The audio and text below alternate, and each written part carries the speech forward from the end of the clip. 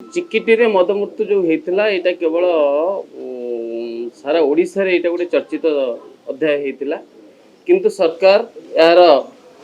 जहाँ जहाँ केते जन मृत्युवरण करते कहीं कहीं मृत्युवरण करते विषय किसी तो कहले नहीं। सबुठ बड़ कथा हूँ सरकार जितेबाला सरकार आसवा पूर्व निर्वाचन समय गोटे कथा कही चली आम सरकार को आसिले संपूर्ण रूपे मद बंद करूँ जेहेतु आज पर्यंत मद बंद करने परिवर्ते जो भाई भाव में मद बर्तमान चली गाँ गहली रे एवं साधारण लोक मैंने जो भाई भाव आफेक्टेड होती माँ मैंने जो भाव में